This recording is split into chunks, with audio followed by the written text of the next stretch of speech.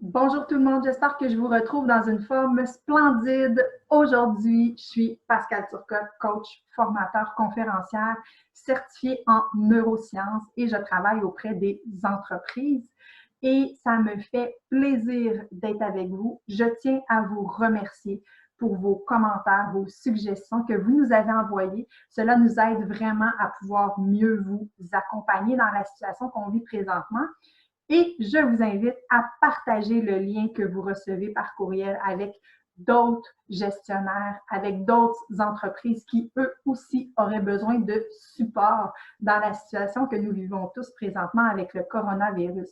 Je suis sincèrement convaincue que ensemble, nous pouvons faire la différence. Donc, juste de partager le lien, c'est déjà beaucoup pour d'autres gestionnaires qui en auraient besoin. Donc, merci beaucoup de partager et rappelez-vous que ces capsules vous sont offertes par le programme de formation gestionnaire efficace. Donc, le sujet cette semaine, être leader en temps de crise, comment adapter votre leadership à la situation présente. Nous sommes à la capsule 2. Donc, la capsule précédente, ce que nous avions vu, c'était la posture de leader, comment c'est important de prendre soin de vous pour garder une bonne posture de leader, justement, en situation de crise. Ensuite de ça, comment réussir à fixer le cadre. Donc, les étapes, établir l'état des lieux, vraiment, qu'est-ce qui se passe présentement dans l'entreprise. Et je vous avais proposé 6 questions pour vous aider à vraiment bien établir la situation présente. Ensuite de ça, super important, établir un bon plan de communication pour pouvoir garder nos collaborateurs, nos équipes engagées, motivées. Donc, vous aviez le plan de communication dans la capsule précédente.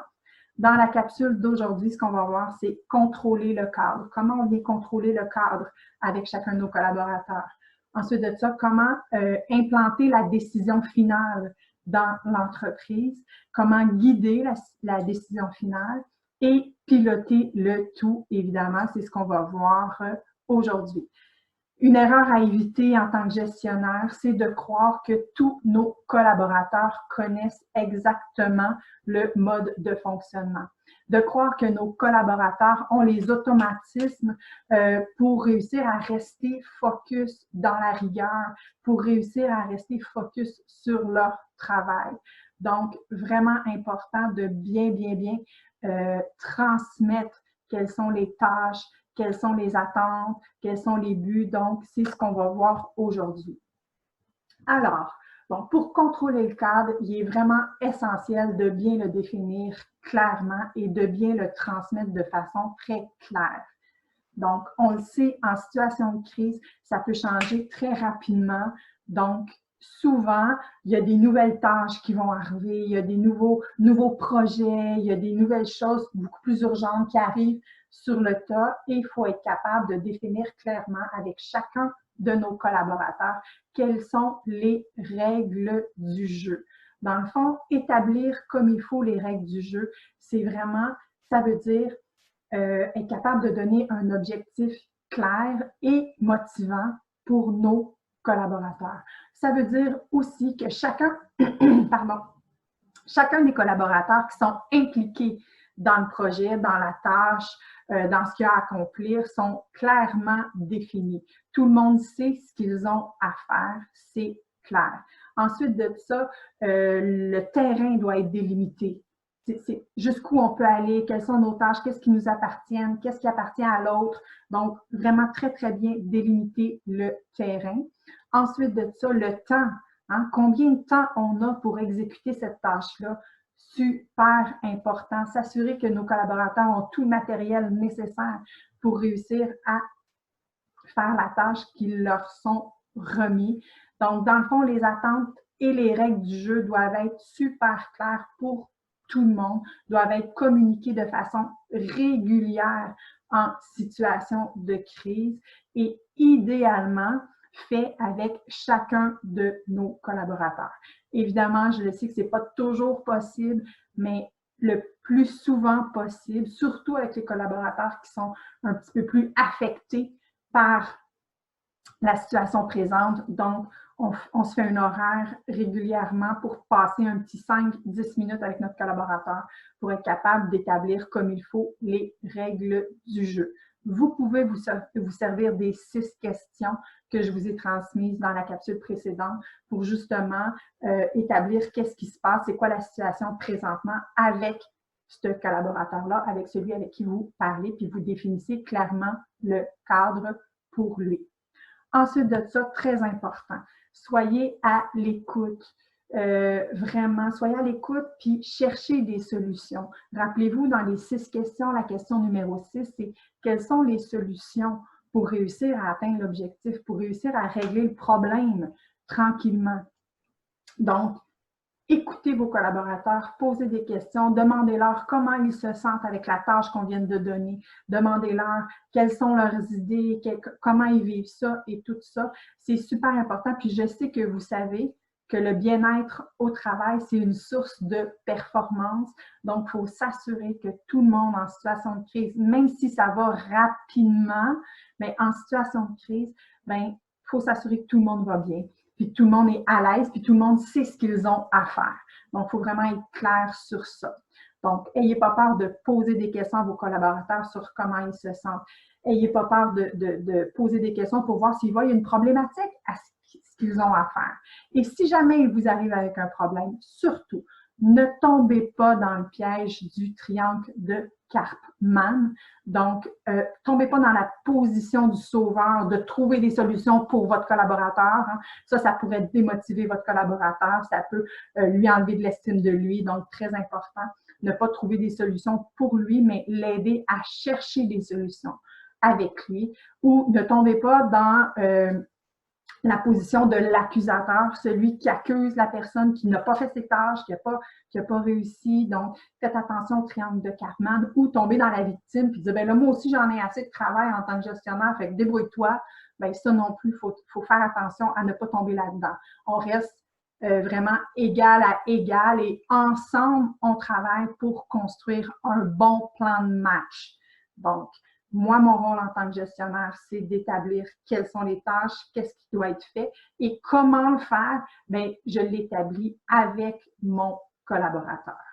Ensuite de ça, super important, attention de ne pas baisser le niveau d'exigence.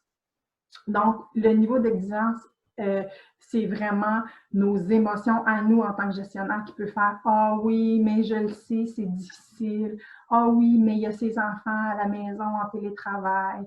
Ah oui, mais faire attention, oui, c'est très important de prendre soin de nos collaborateurs, je le dis toujours. Et en même temps, si on diminue le niveau d'exigence, si on ne garde pas le même niveau d'exigence élevé, cela peut démotiver notre collaborateur.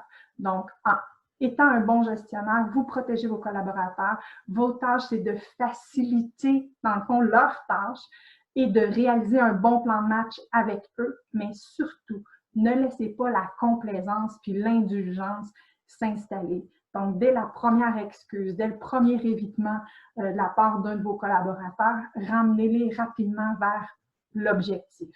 Vous êtes le gardien de la réussite, vous êtes le gardien de leur réussite et de leur talent. Donc, ayez une attitude aussi super positive. Posez sur vos collaborateurs des regards d'admiration. Rappelez-vous comment c'est important la reconnaissance au travail.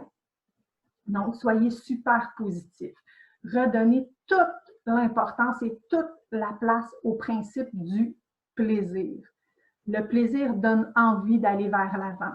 Le plaisir donne envie de se dépasser et le plaisir éloigne le stress, éloigne l'angoisse.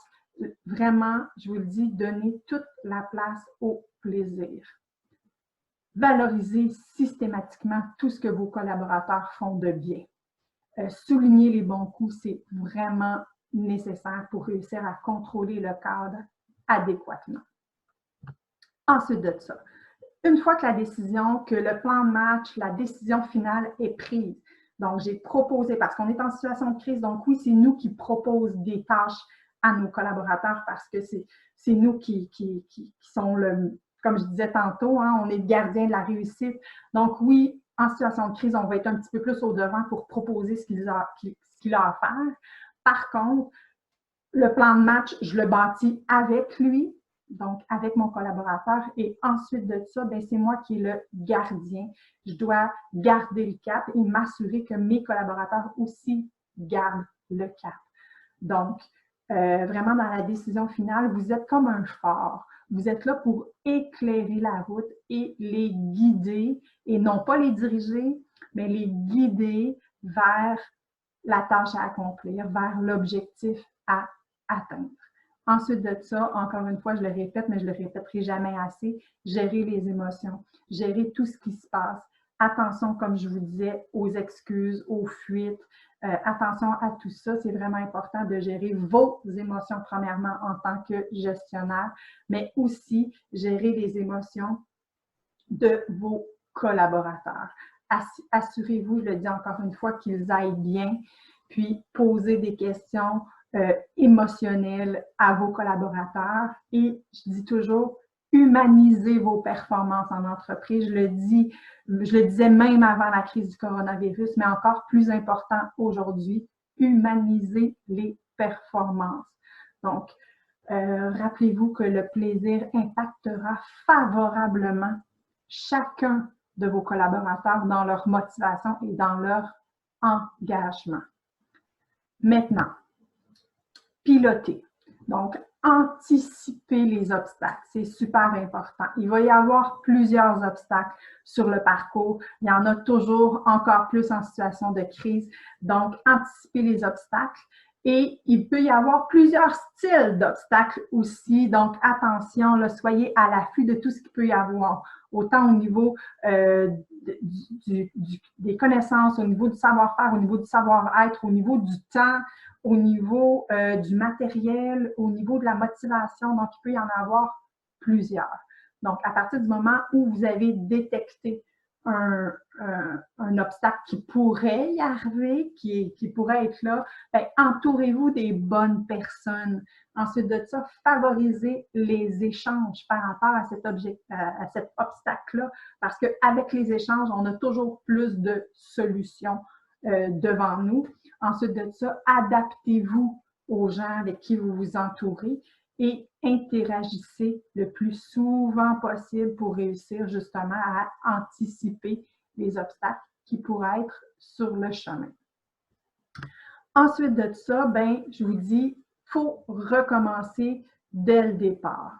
Donc, on recommence à prendre soin de nous. Dans le fond, on ne devrait jamais arrêter de prendre soin de nous, mais on s'assure qu'on est en forme, qu'on a une bonne posture de leader, comme je vous disais.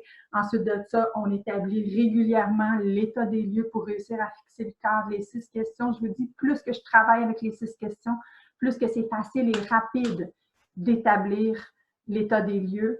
Ensuite de ça, on va vraiment bâtir comme il faut notre plan de communication en se rappelant qu'il faut vraiment aller donner de l'impact dans mon plan de communication. Il faut que mon plan soit clair. Rappelez-vous du CIP, clarté, implication, performance, vraiment important. Donc, on repasse à travers tout ça. On va aller prendre des moments avec nos collaborateurs. Puis ça, je vous dis, plus que vous surtout en temps de crise, plus que vous prévoyez d'avance un horaire pour rencontrer vos collaborateurs, ne serait-ce que 5 minutes encore une fois, mais planifiez. Ben, je vous le dis, ça va faire une grande différence dans comment vous pilotez et comment vous encadrez toute votre équipe. Donc, la mission, donc, mettre à votre horaire de façon régulière du temps pour vos collaborateurs. Ensuite de ça, soyez à l'affût de vos comportements et posez des questions afin d'impliquer dans la recherche de solutions les comportements de vos collaborateurs, dans le fond. Qu'est-ce qu'ils font, comment ils peuvent le faire et qu'est-ce qu'ils ont besoin. Donc, impliquez-les dans la recherche de bons comportements pour atteindre l'objectif.